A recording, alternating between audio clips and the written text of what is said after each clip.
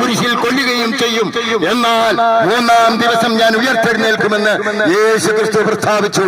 യേശുക്രിസ്തു പറഞ്ഞതുപോലെ റോമൻ പടയാളികൾ മുദ്രവെച്ച് അടക്കം ചെയ്ത ഔസേപ്പിന്റെ അരിമത്യാക്കാരൻ ഔസേപ്പിന്റെ കല്ലറയിൽ അടക്കം ചെയ്ത പാറ വെട്ടി അടക്കം ചെയ്ത കല്ലറയെ മൂന്നാം ദിവസം പറഞ്ഞതുപോലെ ആ കല്ലറയെ ഭേദിച്ചുകൊണ്ട് റോമൻ ഗവർണറുടെ സീല് തകർത്തുകൊണ്ട് ഉയർത്തെഴുന്നേറ്റു എന്നുള്ളതാണ്. യേശുക്രിസ്തു ഉയർത്തെഴുന്നേറ്റില്ലായിരുന്നെങ്കിൽ ഞങ്ങൾ ഇവിടെ നിന്ന് ഈ സുവിശേഷം പ്രസംഗിക്കുകയില്ല.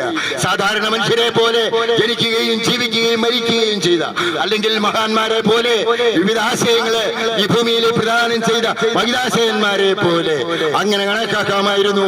അവരൊക്കെ അലക്സാണ്ടറും നെപ്പോളിയനും എന്തിനേറെ മഹാത്മാഗാന്ധിയും എത്രയോ മഹാതിശയന്മാർ അവരുടെ കല്ലറകളിൽ ഇന്നും പൊടികൂടി കിടക്കുമ്പോൾ ഞങ്ങൾ പ്രസംഗിക്കുന്ന യേശുക്രിസ്തുവിന്റെ കല്ലറ ഇന്നും തുറന്നു കിടക്കുകയാണ്.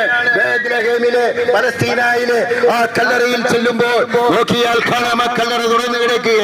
ആ കല്ലറയുടെ ആർച്ചിൽ ഇങ്ങനെ എഴുതി വെച്ചിരിക്കുന്നു, ജീവിച്ചിരിക്കുന്നവനെ മരിച്ചവരുടെ ഇടയിൽ നിങ്ങൾ അന്വേഷിക്കുന്നത് എന്തുകൊണ്ട്? അവൻ ഇവിടെയില്ല, അവൻ ഉയർത്തെഴുന്നേറ്റു. യേശുക്രിസ്തു ഉയർത്തെഴുന്നേറ്റതാണ്. ലോകത്തിൽ മഹാത്ഭുതം എന്ന് പറയുന്നത് ലോകത്തിലെ എത്രയോ കാലങ്ങളായി മനുഷ്യർ ജനിക്കുകയും ജീവിക്കുകയും മരിക്കുകയും ചെയ്തിട്ടുണ്ട്. ആരെങ്കിലും ഉയർത്തെഴുന്നേറ്റ ചരിത്രമുണ്ടോ? അങ്ങനെ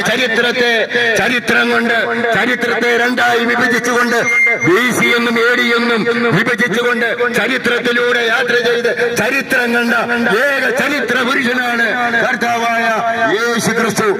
യേശുക്രിസ്തുവിന്റെ പ്രബോധനങ്ങൾ അടങ്ങിയ ഗ്രന്ഥമാണ് വിശുദ്ധ ബൈബിൾ എന്ന് പറയുന്നത്. 35,000-ൽ പരം അനുഗ്രഹീത വചനങ്ങൾ നിറഞ്ഞു നിൽക്കുന്നതാണ് വിശുദ്ധ ഗ്രന്ഥം എന്ന് പറയുന്നത്. ഏതെങ്കിലും ഒരു വചനം നിങ്ങളുടെ ഹൃദയത്തെ സ്പർശിച്ചാൽ നിങ്ങളെ മാറ്റിമറിക്കും. അപ്പസ്തോല പ്രവർത്തനം 16:31 വചനം ഒരു വചനമാണ് കഴിഞ്ഞ 30 വർഷമായി എന്റെ ജീവിതത്തെ മാറ്റിയതെങ്കിൽ നിങ്ങളുടെ ജീവിതത്തെ മാറ്റിമറിക്കാൻ ഉതകുന്ന ഒരു വചനം ഞങ്ങളുടെ കൈവശമുള്ള, അല്ലെങ്കിൽ നിങ്ങൾ വായിക്കാൻ ഞങ്ങൾ ആഹ്വാനം ചെയ്യുന്ന ആ ഗ്രന്ഥത്തിൽ അടങ്ങിയിട്ടുണ്ട് കേട്ടോ.